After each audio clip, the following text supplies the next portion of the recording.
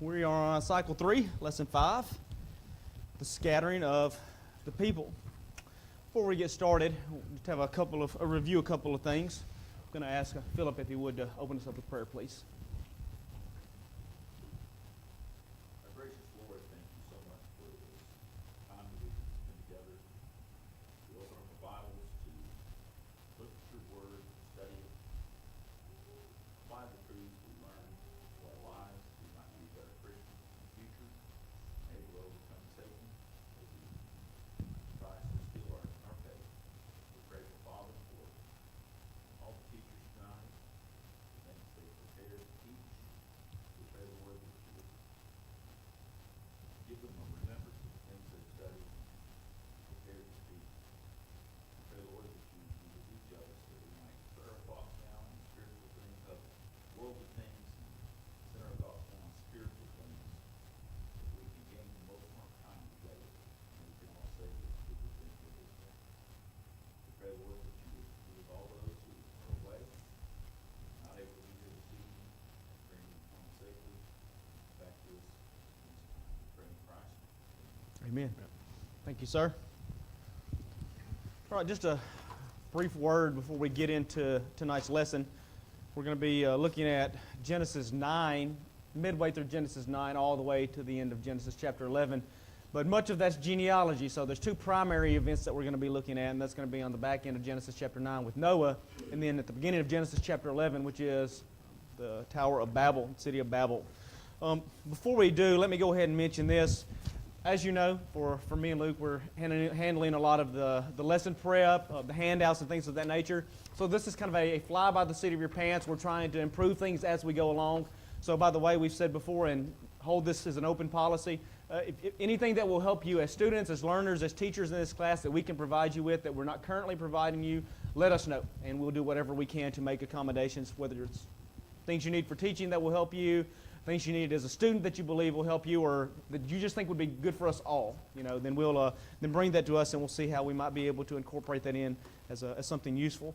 To that end, on the handouts, I've kind of adapted them a little bit. If you've been picking those up in the back, by the way, lesson 6, which will be Wednesday nights, is in the back, and I'm going to try to keep those one ahead a little bit of a time. Hopefully, at some point in time, we'll be able to work much further ahead where you'll just be able to pick up a group and say, okay, I've got this quarters, if you will, or this sections together. I've added some details. Initially, I just had, and you won't see this, but I'm pointing at it because I can see it, the lesson, the cycle, and just the title of the lesson with the text, the biblical text. But I've added to that now. Hopefully this will help us some in your preparation anyway. I've added the Waldron text. I'm going to start planning to have the Waldron text added. So it's going to be the book, which currently it's in the beginning. So it's the first Waldron book that we've got. And it's got the pages cited, verses 49 to 58, which are going to be focused on the text that we're going to be considering. So if you want to read that as an accompaniment to your own preparations, however you go about doing that, if it's just going through the Bible, looking at it, reading it a few times, working through the questions. If you want to add the Waldron text in preparation, that's going to be cited right there for you in all future handouts. We're also wanting to incorporate memory work. We worked a fair bit with that in Cycle 2, but we're going to continue that as we work through Cycle 3.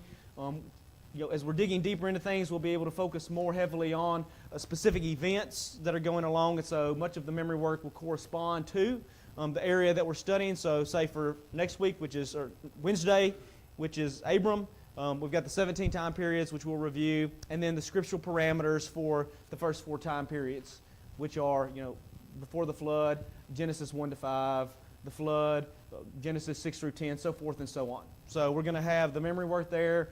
This is for parents and children, adults and children, so we're all going to be working on the same thing.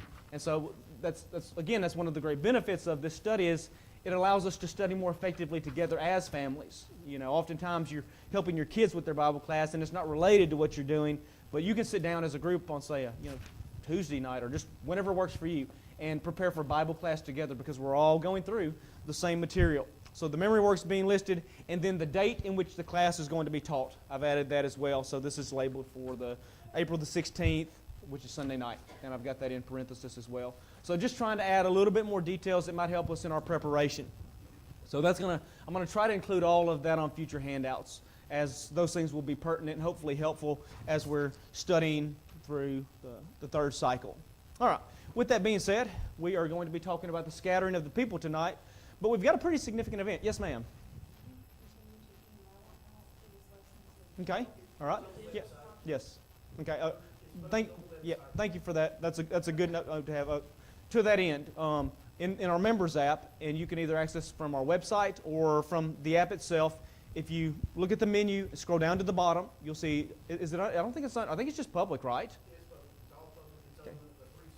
Okay, yep, there's a 3-cycle tab. It's got all of the handouts, all of the lesson plans, the dates we're going to have said lesson. All of that is there for anybody. And so, that being said, if you'd like a personalized email copy, I'd be more than happy to send one of those to you. But you could also access them on the website or in the app as well. So thank you, Lori, for bringing that out. That's just another way if you say, I forgot to grab the handout at the building. I've done that several times. On that spreadsheet, there will be all the files and slides that were uploaded to our classes. Yep. Long-term goal is to have the actual recording of these classes also there. So if we go back and revisit something, we can go back and see that as well. So hopefully it's going to develop into a good resource. Yeah, that's going to be our master file there. It's going to have all the information, the PowerPoints, the schedule, and hopefully one day the videos. Lauren?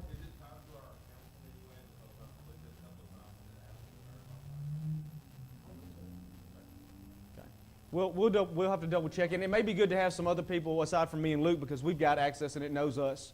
So it may be good to have other people trying to access that and seeing what happens. If we've got some bugs that we need to work out of it, Lauren will take care of that for us as one of our resident IT guys. Yep. Thank you, sir. Okay, so we've got 2 major events that we're going to talk about tonight. One of them on the back end of Genesis chapter 9, where we're going to be picking up the conclusion of the Noah story. So this is involving verses 18 through 29. Houston, what is that section about? 18 through 29, that's about Noah getting drunk and Ham dishonoring his father. And then eventually Canaan gets cursed, and Okay. Shem and Japheth, if I'm pronouncing that right, Yeah. are blessed by Noah. Okay. Yeah, so that's verses 18 through 29 in a nutshell. I wish I could be that concise, and y'all probably do too. All right, that being said, let's go ahead and look at some of these things specifically. We'll just start off kind of working our way through the questions in the text as well. So question 1 is, what mistake did Noah make after the flood? Okay. Yeah. Genesis chapter 9 and verse 20. Noah began to be a man of the soil, and he planted a vineyard. He drank of the wine, and he became drunk and lay uncovered in his tent. So, you can imagine there weren't just a lot of animals laying around populating the earth. They probably had plenty to do, and were in short supply. So Noah takes to the ground, and he becomes a farmer. He plants grapes. He makes wine. He gets drunk, and he uncovers himself in his tent. And Houston mentioned how his sons responded to their father's sin. That's in verses 22 and 23. Ham goes into the tent, sees his father uncovered, and it says he told his brothers outside. Meanwhile, upon hearing that, Shem and Japheth respectfully, they take a blanket or a garment of some kind, walk backwards so they don't see their father's nakedness, and they cover their father up. It says they didn't look back, they didn't do anything, as Ham seems to have had a different approach to that. So there's a fair bit of discussion on the exact nature of Ham's offense as to what happened with Noah. Now, all we're told in the text is he saw his father's nakedness. That phrase doesn't render real well in the English. You could look at it more literally as, it wasn't as if Ham goes to his brothers and just said, hey, Dad got drunk and passed out in his tent unclothed. But a literal translation is, he told them with delight. Okay? And so it's not just this communication to, hey, this is what happened, but there was some relishing in the way that he communicated that. He's relishing in his father's sin. And so you can imagine, Noah was a special kind of man. The events before the flood, his faithfulness that's praised as he preached and built the ark for 100 years is praised in Hebrews chapter 11. And it's almost as if Ham is maybe relishing in his father's mistake, his father's transgression here. The fact that, hey, we know what kind of guy Dad is, but you wouldn't believe what Dad has done. So there seems to be some something beyond just reporting the facts that was involved. Now, others have interpreted Ham's actions more nefariously.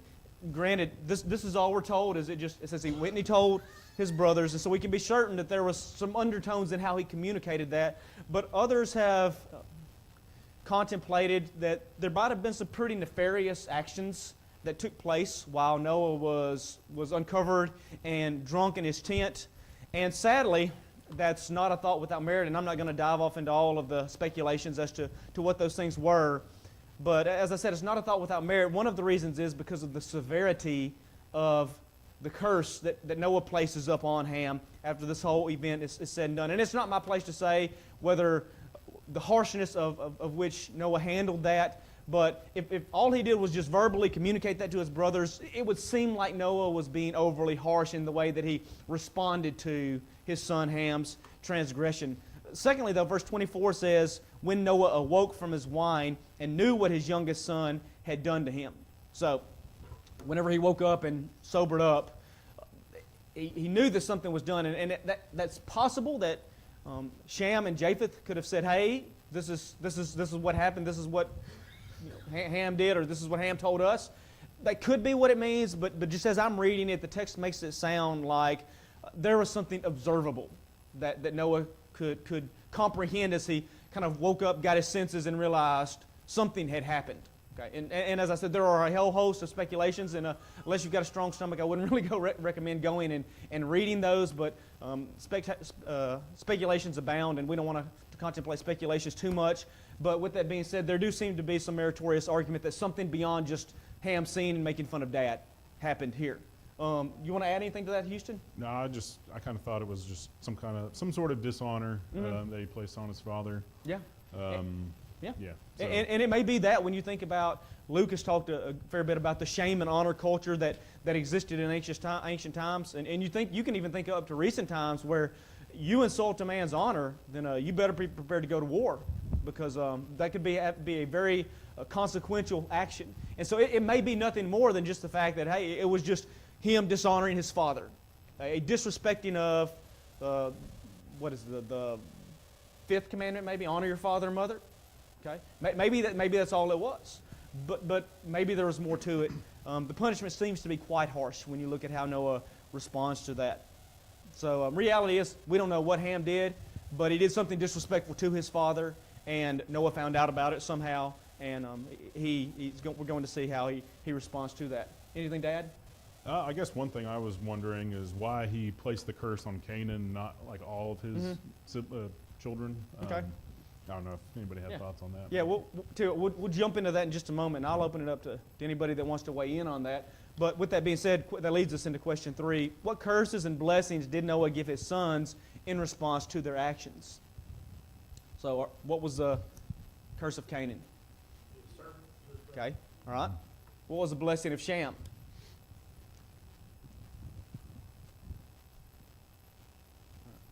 There you go. The blessing of Shem was let Canaan be his servant. And then the blessing of Japheth was, may God enlarge Japheth, let him dwell in the tents of Shem, let Canaan be his servant. So Houston asked a good question, and I'm just curious to hear y'all's thoughts. I've got my own on this, but oftentimes hearing it from a different perspective kind of enlightens me to things I haven't considered before. So why do you think it was that when it was Ham that was doing this thing, or at least that we're told did this thing, that it's Canaan that's cursed, his son, oldest son? Any thoughts? That was the firstborn. The first thing that came to my mind as far as, I'd rather him hurt me than hurt my children.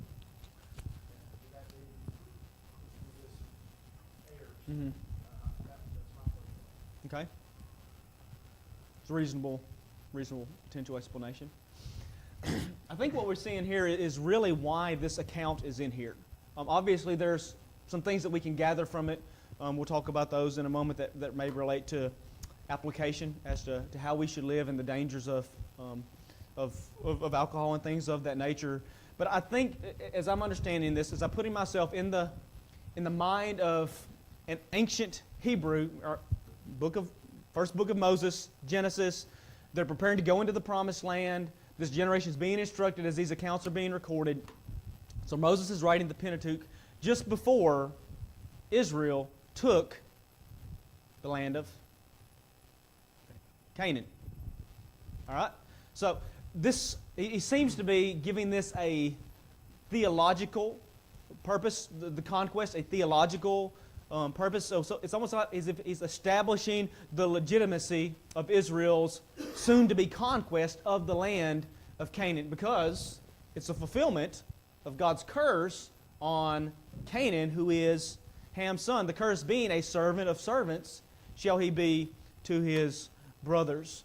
So it seems like he's given almost a theological basis for what's soon going to happen when the children of Israel invade the promised land and take the land of Canaan for their own. So, anybody else want to weigh in on that? Okay. That's one of those deeper level questions. I like peeling back the layer. You know, we can get those top layer questions, just read the text, answer the text. But questions like that really make us think more deeply about God's Word, and I appreciate those next level questions. So I'm glad you brought that out, Houston. All right. With that being said, we're going to turn to our first discussion question. If you've got a handout, then it's on the back page of the handout. So here's the question. Noah was one of the most faithful saints who has ever lived. What lessons can we learn about the mistake that befell him in the latter years of his life? Thoughts for us? Miss Sherry? Even the righteous can fall. I think that's one of the most powerful lessons here, is to never think that we have conquered sin. To never think that I am beyond the reach, beyond the scope, beyond the power of sin. Because as we've stated on multiple occasions, Noah is clearly one of the most righteous people in all of Scripture. Not only from Hebrews chapter 11, but from the prophet Ezekiel, who states Noah as, alongside Job and Daniel, men of righteous character, holy character. He states Noah right there. And so, righteous as Noah was, he was not beyond the grasp of temptation and sin. And I think of that passage in 1 Corinthians chapter 10 and verse 12. Let him who thinks he stand take heed lest he fall. Okay? And Noah, he'd reached the top. There was nobody like him. He was righteous. He was blameless. He walked with God. But yet he was not above the grasp of sin, the power of temptation and sin. So, very good. Any other thoughts? Randy?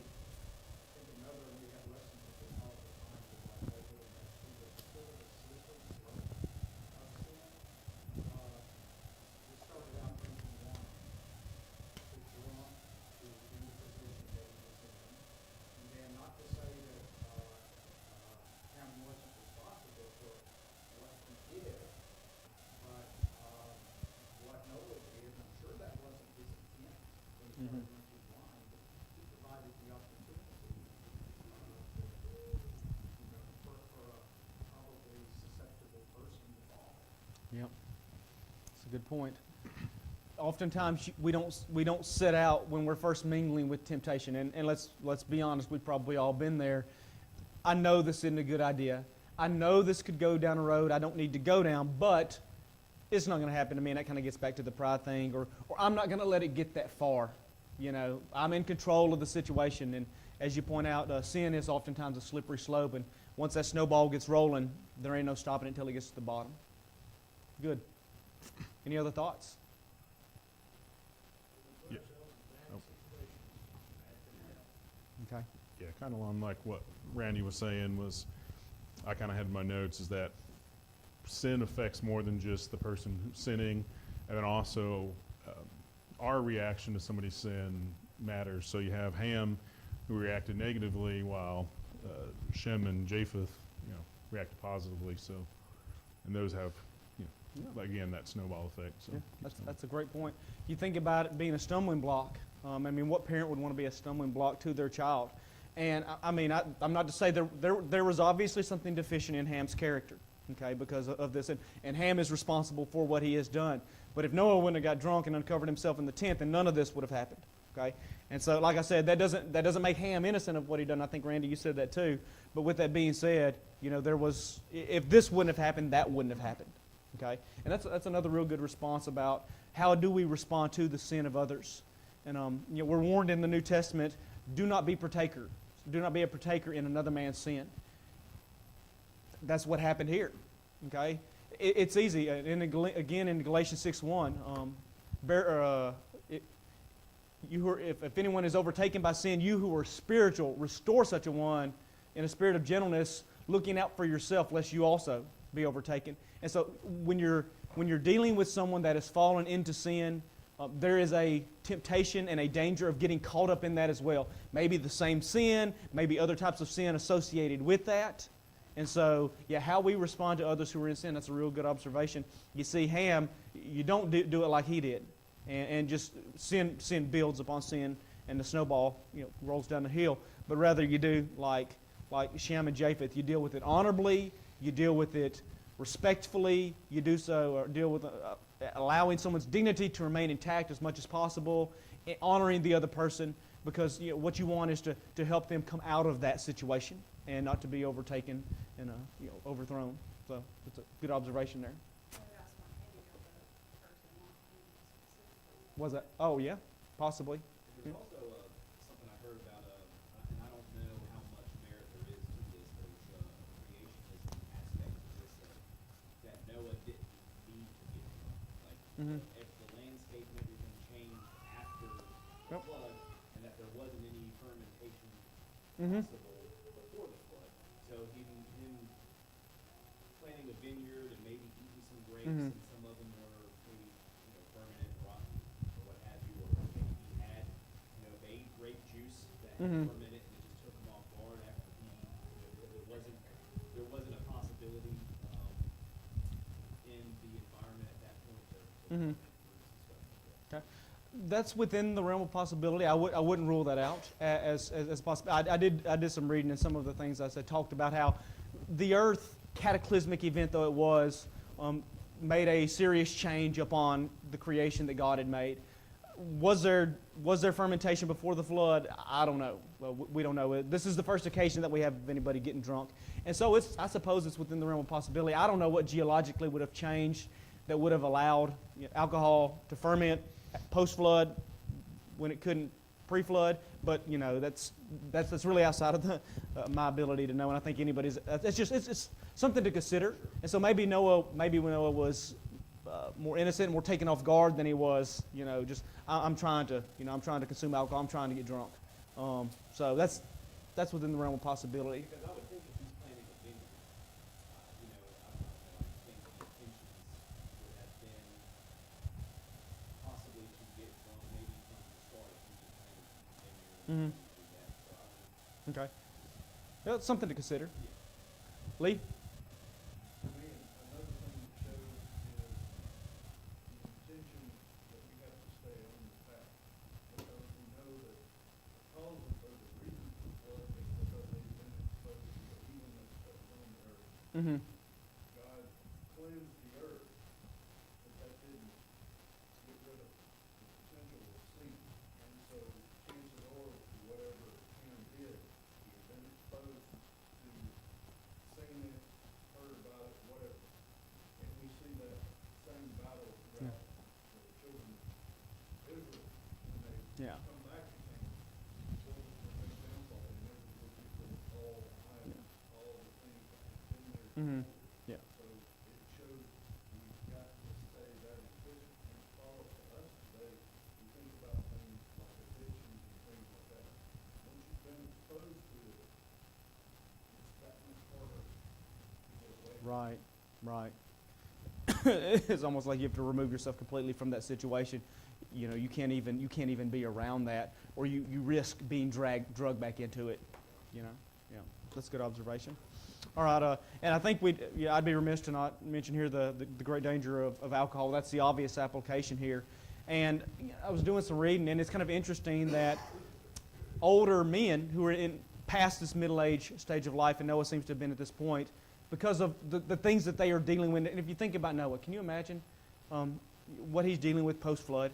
I mean, there is a lot that isn't said. People died that he knew and probably was friends with in that flood. It would also, and again, there's nothing explicitly stated, but it would be hard to imagine that Noah at 600 years old only had 3 children. It's possible that other children perished in the flood. And if you think about everything that he's gone through, everything that he's dealt with, you think about the fact that he's in these latter years of life, you think about the fact that he is it's him, his wife, his sons and daughter-in-laws.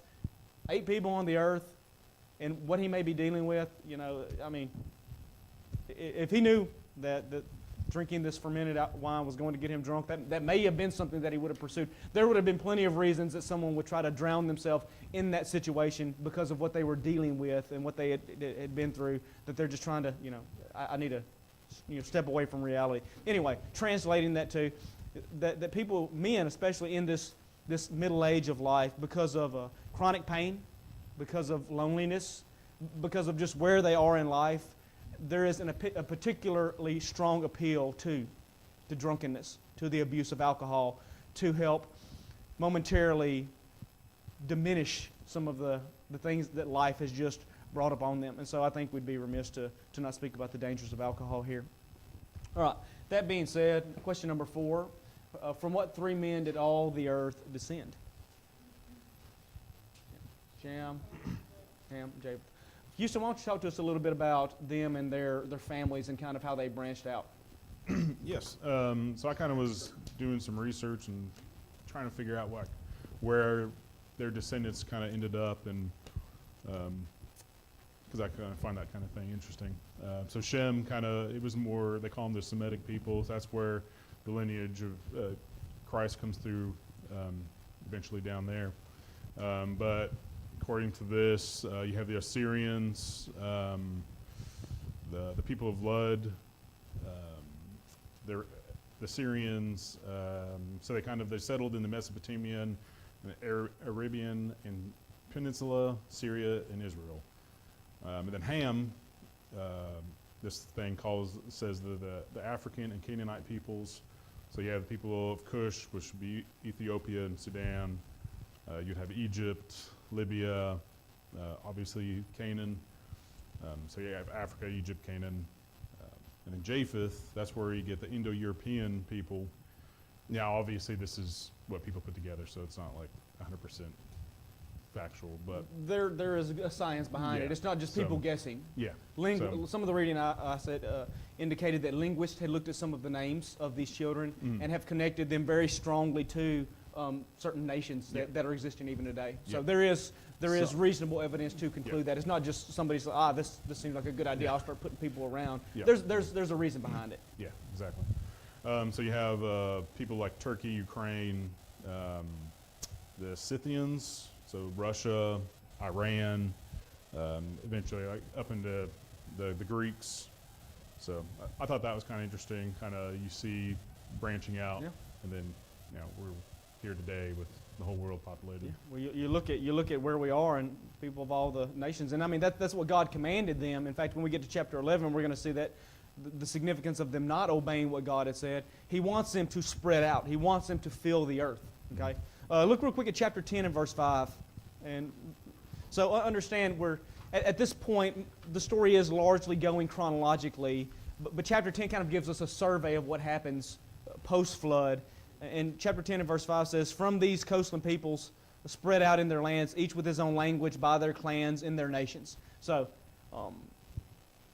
in their lands, with their own languages, by their clans, in their nations. Languages haven't been created yet, as we're going to see in chapter 11. That's going to come about in Genesis chapter 11. That's a big part of what the Tower of Babel is about. And so this isn't chronologically placed because you've kind of got here just in chapter 10 a survey of the spreading out of the people. And in chapter 11, you're going to get to the specific reason why there are nations, why there are different languages. Because up until that point, you've got these 3 men and you seem to have just one universal language. In the descendants of Japheth, that's some of the things that Houston's mentioned there. So, as I was saying, linguistically, there seems to be connections between the sons and the nations or the people groups there, so that's just a handful of those. This is not me knowing original languages, making these connections. This is me simply restating what someone much more educated and learned than I am has concluded. So take that with that information in mind. Then we get to the descendants of Ham, and again, this is why the theological significance of all of that. A servant of servants, and so you kind of have this subtle rising of, remember, the seed of the serpent, the seed of woman. Okay, Shem is the lineage and the one through whom Abram's going to come, who we're going to get to at the end of chapter 11, and ultimately from whom Jesus is going to come. So you've got the seed of woman descending from Shem, and then from Ham, you've kind of got the seed of the serpent. You look at those nations that are mentioned there, the Egyptians, the Canaanites, the Sidonians, the Ethiopians, or Cushites, all of them are notable enemies of Israel all throughout their history. Okay, and so you've kind of, again, got this rising up of the seed of the serpent, descending from the lineage of Ham and persecutors of them. All right, and then you have the descendants of Shem. One interesting, two. We're going to talk about Peleg for just a moment. It says, "In his days the earth was divided." I've wondered before what kind of earth division took place during the days of Peleg. Primarily, it's thought. Sorry, I wish I had something more interesting in this. That it's probably a reference to the dispersion at Babylon or at Babel. That's what it's talking about, the earth being divided. And so you've got everybody here in one place and they're being scattered after that. So that's probably what that reference is to, which would put the events of Babel, as we're going to see, about 100 years after the flood, just when you look at the genealogies and trace this along. But there's also a possibility that this is referencing a physical division of the lands.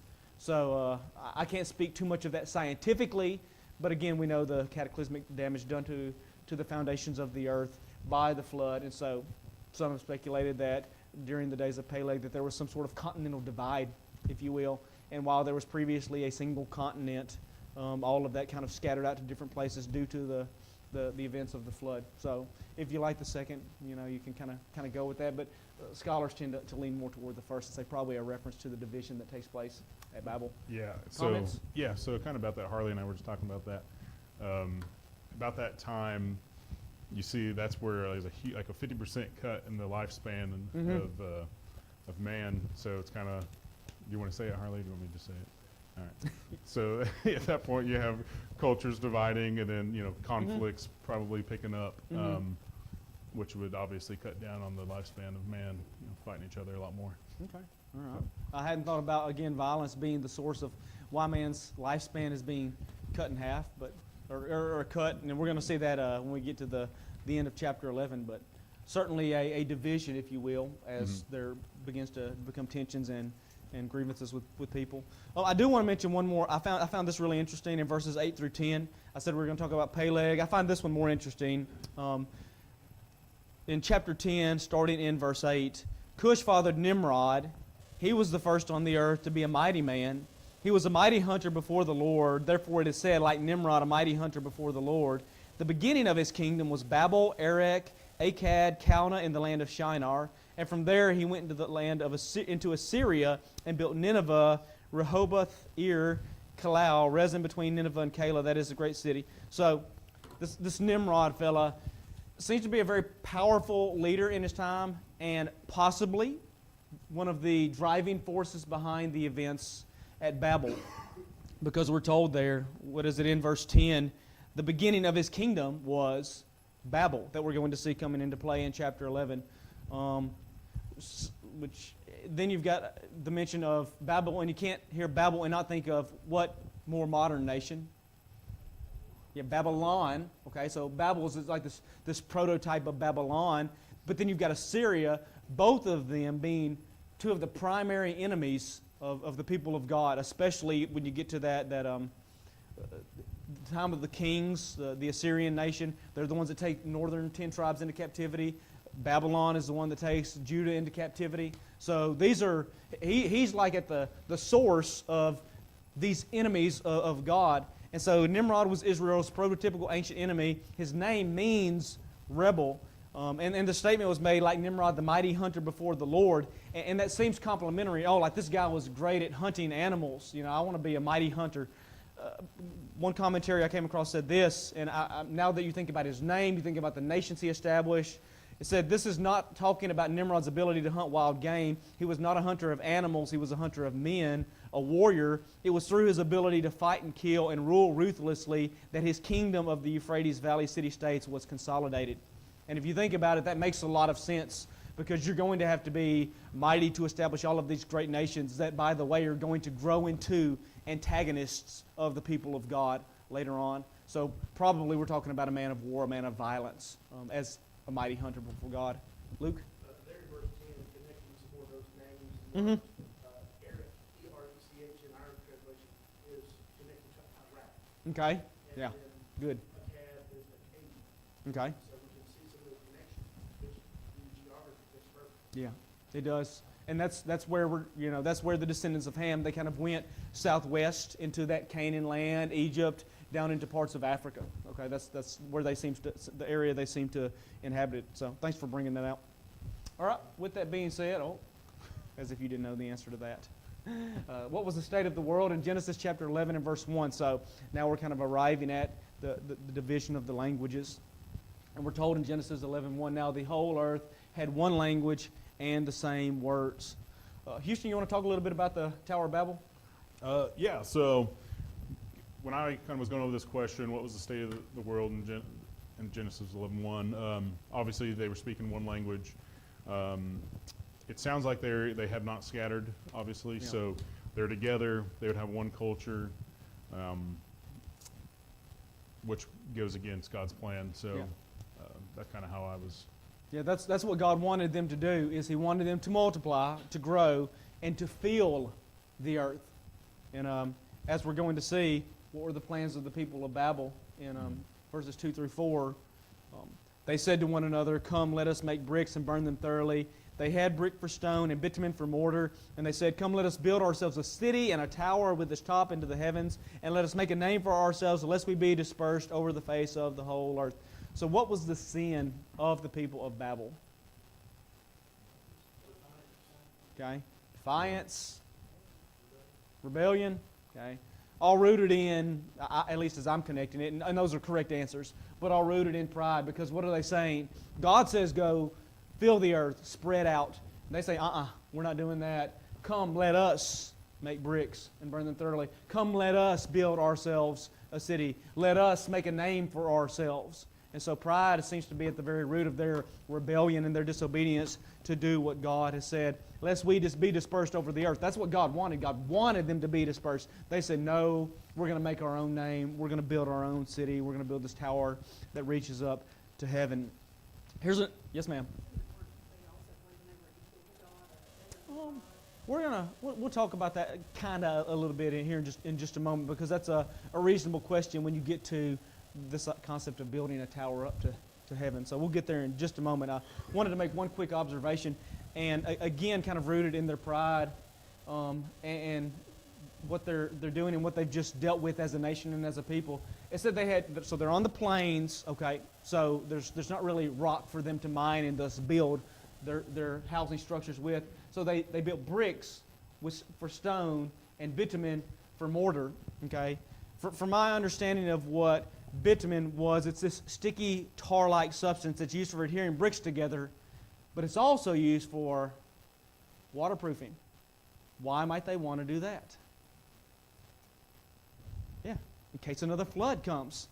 And so it seems like there's this rebellion, there's this lack of faith in God, because what did God promise? I'm not going to do what? I'm not going to destroy the earth with a flood again.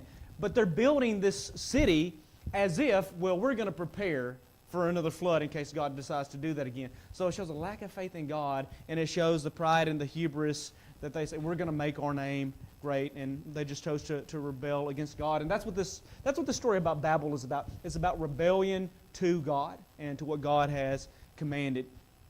So, verse 7, what did God conclude would happen with humanity without His intervention? Okay, in Genesis chapter 11, verse 6, and this kind of alludes to where I think Lori was asking about. And the Lord said, behold, they are one people, and they all have one language, and this is only the beginning of what they will do, and nothing that they propose to do will now be impossible for them. So, is God afraid of the people? No. You kind of read the statement, and if you don't understand God and you don't know God, or if you just take it at surface level and push to the back of our mind that God is omnipotent and He just destroyed the whole world with the flood and these people were nothing and He could just wash them away with the sweep of His hand. This is not God being afraid of humanity. This is not God being threatened by humanity. What this is humanity hindering God's plan. Okay, and so God says, if I don't intervene, then they're probably going to build this city. And if I don't intervene, we're going to have a pre-flood situation all over again. Okay, and so God's got this purpose for humanity to spread out. He's got this grand plan for man. Humanity tries to rebel against God's plan. God says, hey, if I don't intervene, then they'd probably accomplish what they're trying to do. And so God does intervene because He's got this plan for man. Luke, you want to jump in real quick? I think you're exactly right with the idea of intervening and going back to a pre-flood state. Mm-hmm. I think one of the purposes of changing the language and spreading them out is so that, one, they would establish their own communities and Mhm. cultures. And we see throughout history after this, cultures rise and fall with righteousness and unrighteousness. Mm-hmm. And so God is able to oppress a nation instead of oppress all of mankind. And Yep. so in this spreading out, He allows it to be more isolated incidents Yes. instead of all of humanity having to fall because of sin. That's a real good point. So everybody was in one place, seemingly, before the flood. And so because the world was filled with wickedness, judgment had to come for everyone. But as people were going to divide and go to these different places, then God will be able to bring, although a people may become corrupt, God can deal with them in judgment. And if He has to remove them completely without having to start over as He did with the flood. That's a real good observation. So I'd not thought about that. Lauren? But again, it shows human pride, Yeah. human ambition, and how quick we tend to forget when we think of, what we talk, 150 years? Yeah, 100 years. And look how far man has gone to be defined in how God has fulfilled the earth and all the sin and Yeah. wickedness that was with it. Yep. Yeah. Pride lies deep within our heart. Also recognize that these have been youngish people in the grand scheme of things. Yeah. 100 years, that means that this is the population thing. Yeah. I mean, you haven't got anybody that's over 100 years old. You're still kids, teenagers, we're talking about here. If you're living 800 years, first 100 years of your life, you hadn't got out of your teenage years, right? So as we're going to see here in just a moment, that's going to change. Seemed like I had a thought I wanted to insert, but it's left me. So, all right, question 8. So how did God bring about this dispersion of humanity? God comes down, whether He's talking to the angelic host, whether He's talking to other spiritual beings, whether He's talking to the Son and the Spirit, we don't know, but He says, let us go down and confuse their language so that they may not understand one another's speech. And you can just imagine the mass chaos that occurs as this half-built city is going to just halt as people start speaking different languages. And, the looks of confusion on people's faces would have been probably humorous to see whenever they started speaking and others couldn't understand them. And so obviously, groups who could speak a common language are going to segregate and probably go to these different places. And so you try to resist God's will. You can do what God says and not have to face God's judgment and be blessed by God, or you can oppose God and He's still going to accomplish His will, and you're just going to have to suffer for it. And that's what we see here happening with the people. They resist God. They receive the judgment of God, the punishment of God, and yet God's sovereign will is done, and the earth is filled, and people spread out through the earth. Question 9, what was the name of the failed city? We know the name of the city was Babel, because there the Lord confused the face of the earth. Houston, did you want to jump in with anything real quick? I was just going to bring up for the question 8, kind of like, I don't know what the technical term is, but the day of Pentecost was kind of like Reversal. like a reversal, yeah. Mhm. So everybody's unified, and the apostles were speaking. I mean, they were speaking multiple languages, but they were Yeah. speaking at the same time, I Yeah. guess. So you However that works. You see the pride of man and how that confusion and judgment came there, and then you see God sending the gift of the Spirit to the people, and now, though they speak these multiple languages, it's a common tongue that's kind of heard. So Pentecost is a neat reversal of the events that take place at Babel. So, I wish we could explore that thought more. That's kind of an interesting connection to make. All right, one last question. Question 10. What were the ages of the men in Sham's family? And Sham's family, the significance of this is we're getting to Noah, we're getting to Abraham. Okay, and so this would be the linking story, if you will, between the scattering of the people and the patriarchs, which we're going to start off with Abraham. And so for some reason I didn't put that up there. I thought I had the names. But you've got Shem at 600 years, his son at 438, his son at 433, his son at 464.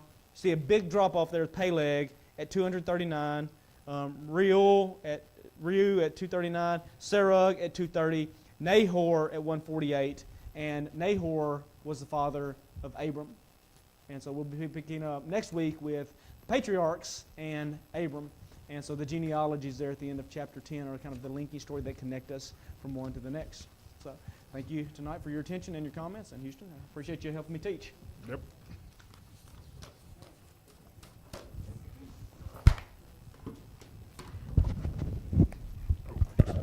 glasses off before I start talking.